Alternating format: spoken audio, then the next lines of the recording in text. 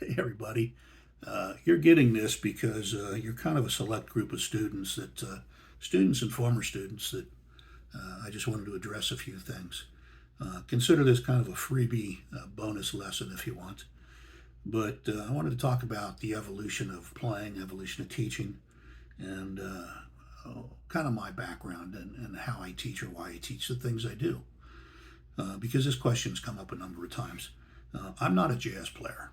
I play jazz, but by the standards of a Jimmy Bruno or a Herb Ellis or a Joe Pass, or even some local guys that I know, I'm not a legitimate jazz player. I love jazz, and my jazz style is kind of a bastardized style that's developed out of an accumulation of things that I've learned how to play many years and the sounds that I like, not necessarily the traditional sounds of a jazz guitar player, although it may not sound that way to you. Maybe it sounds like traditional jazz. Um, I've never been a cover tune player because I was too lazy. I didn't want to sit down and learn every lick. And we didn't have tab, and we didn't have YouTube in those days. So if you wanted to learn something, you put the record on, later the cassette in, and you kept playing it over and over and over and destroying the record and destroying the needle. And you couldn't really slow it down easily. You could play it at a slower speed, but it also changed the pitch. And it tore up your brother's records. So I kind of tried to avoid that. So anyway, I started out playing a lot of acoustic. I had three teachers that I actually paid money to learn guitar over the years that I can remember. First one was a guy by the name of Bob Petrie, who was a grade school teacher. Would come to my parents' home for I think $5, half hour, 45 minutes kind of lesson thing. Keep in mind this was like, I don't know, 1970, 69, 68, 69, 70, somewhere in that area. So anyway, he would sit on the couch and he would play, Scotch and soda, jigger of gin. What a crazy mood you got me in, me oh my. So he's sitting there singing an Ink Spots tune, which, I didn't even know who the Ink Spots were. I was into Bob Dylan, The Temptations, Peter, Paul and Mary, Puff the Magic Dragon, a little bit of the Beatles at the time, Cream, Quicksilver Messenger Service, the band, all the things that my older brother and older sister brought into the house, which fortunately they brought some great stuff in, and they were both pretty different. So I got to hear the folk and the Motown sound, and I got to hear the rock and the progressive folk, Bob Dylan, those kinds of things, Leo Kottke, John Fay, acoustic guitar picking, that kind of stuff for my brother. So Bob Petrie would strum like this. Do.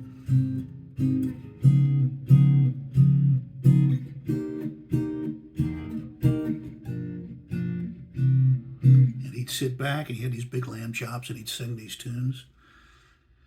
And I just realized that what I was learning was something I didn't know anything about song-wise, but those were really great sounding chords, and he made it look so cool that it's like, what are you doing? Show me what you're doing.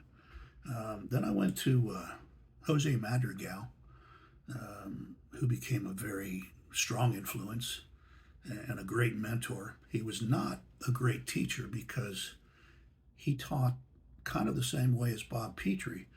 He didn't say, well, here's an A major scale. Although Jose kind of knew these things, he was more of a player. He taught me how to do things like this. Exercises like this. How to move a major to a major 7 to a 6, back to a major 7. And then he showed me a song called Blue Spanish Eyes. Again, I'm 12 or 13 years old. I want to know how to play Puff the Magic Dragon. I want to learn how to play Last Train to Clarksville or something from the Monkees. So I'm doing Blue Spanish Eyes, kind of like that. Blue Spanish Eyes. Sorry for the singing. So I also learned this chord, and everybody hated, especially me, playing a barred C chord. into turning it into a major seventh because he taught me how to play.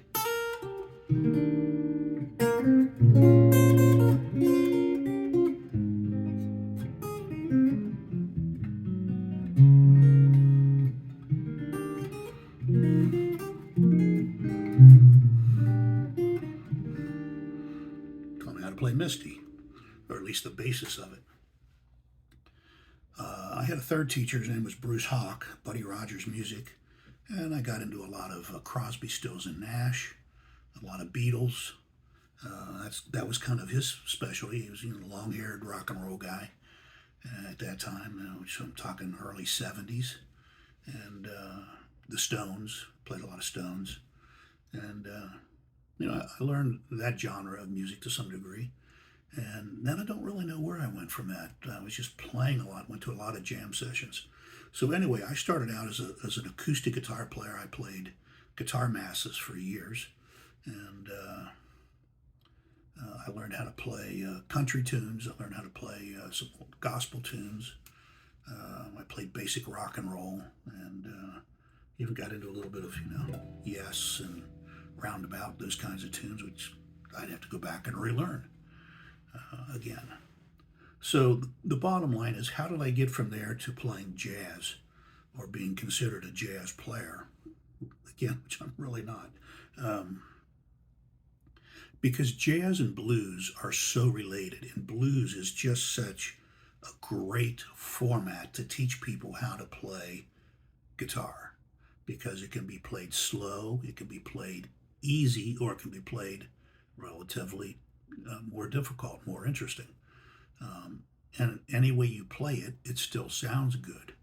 And generally it's three words: a one chord, a four chord, and a five chord. An E chord, an A chord, and a B7 chord, for example, 1, 4, 5. So, I learned a lot of blues. I went to a lot of blues jam sessions or rock jam sessions, and I stole everything I could from anybody I played with. You watched how they bent strings, how they did vibratos, how they did octaves. You just take one little idea home and play with it. And the next thing you know, you've got this toolbox of different things. So this is a little tune that I just stumbled upon. I've played this song forever. It's called Georgia on My Mind. Ray Charles made it really popular. Amongst 100 other people have covered it at least. And I'm going to build a little Jimi Hendrix into it, some jazz into it, just some straight ahead acoustic blues sounding things. And I stole these chords, or part of this arrangement, from a guy by the name of Martin Taylor, who's just a lovely player. He was the guitarist at an early age of 20 something, playing. He replaced Django Reinhardt. Look him up. And in the Hot Club band, which was Stefan Grappelli on violin, and Django Reinhardt on guitar, gypsy guitarist, who only played with two fingers because he had two fingers melded together in a fire accident. After he'd already played, and he relearned how to play with just two fingers and lightning fast. Just an amazing player. Martin Taylor took his place after Django retired, and Martin Taylor's maybe 20 years old. I think he's like 60, 70 now. He's all over YouTube, and just an incredibly tasteful, beautiful player. So look him up, Martin Taylor. Pretty easy to remember, two guitar brands. So anyway, he did an arrangement of this, and I'm not going to play the whole thing because I won't get through it. I'm still kind of learning parts of this, his arrangement myself, and I just want to demonstrate. You're going to pick out some Jimi Hendrix. You're going to pick out some just standard old acoustic blues, thrown in with some fancy kind of jazz chords. So I'm just going to sit here and noodle with this for a minute, and I may stop and explain,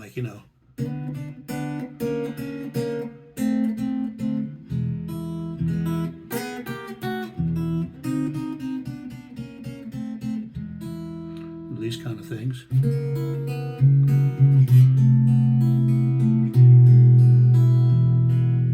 That little pattern there comes from the Cream Cream in the 1968-70 era of I'm So Glad.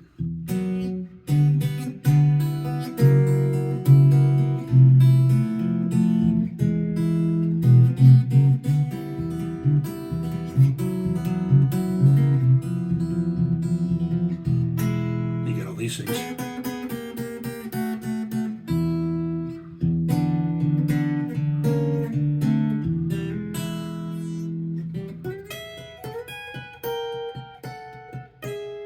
Right? All the stuff that moves around. You got these little Clapton kind of beginnings.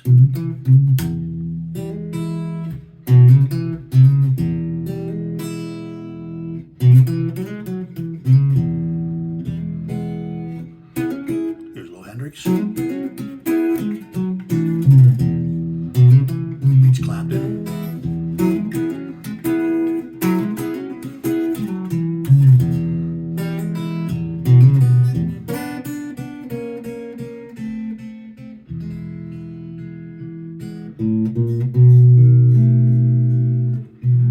Your basic turnaround. So the beginning of this song, Georgia on My Mind, he does this little vamping thing. It's so I'm just going to kick it off here.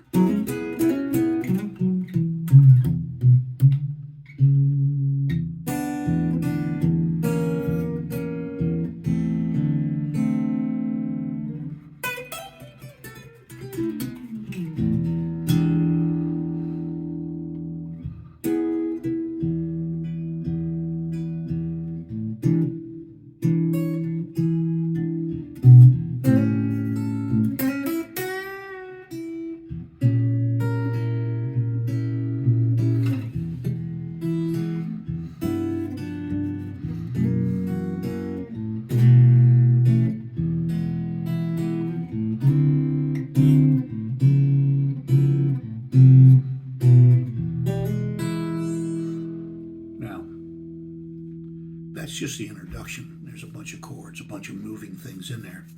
But all this stuff, that all came from Hendrix, Carl Dupree, different guitar players there. I'm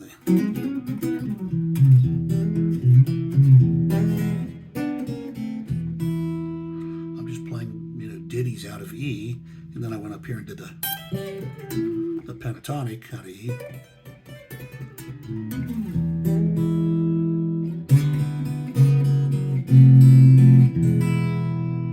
And then the chords. Georgia, Georgia. That's kind of how the song goes. Again, pardon the singing, I'm not warmed up. But anyway, just wanted to explain that this is nothing but a blues tune. Georgia, Georgia, my piece. It's just basically it's a little more than a 1-4-5, but it's just a blues tune. It's an EA and a B7 with some flavor chords thrown in there. So then you take those chords, Georgia, Georgia, some peace of mind, and keep Georgia on my mind.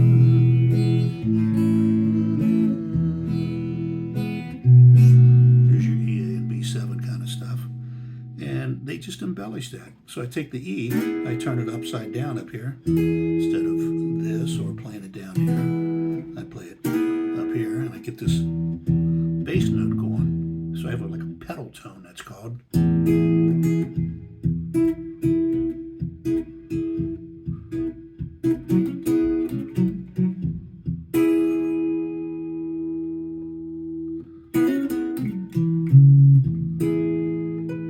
There's the melody.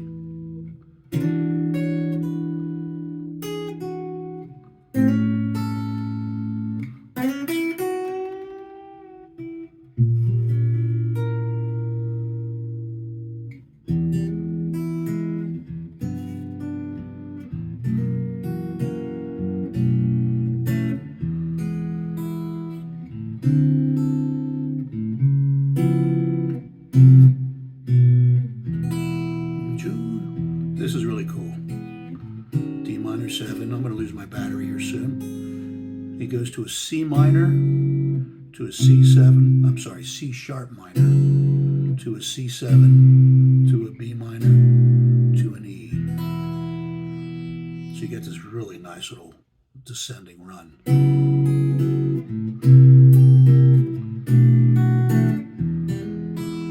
Okay, so that's enough. I just kind of wanted to show how we went from playing rock and roll and blues, and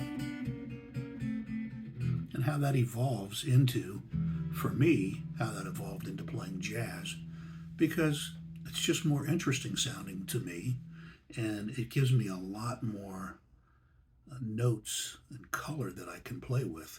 I could sit and play this song over 50 times and still find different ways and new ways to do it. So sorry if wasted your time. That wasn't the intent. I hope that you got something out of this, and I really enjoy working with all of you. So that's why you're getting this. You needed that explanation. I also want to shed the idea that I just teach jazz. I teach basically guitar from either teaching country or teaching blues. And when I sit around and play anymore myself, I play jazz chords because they're just fun. So doesn't mean that's all I do. See ya.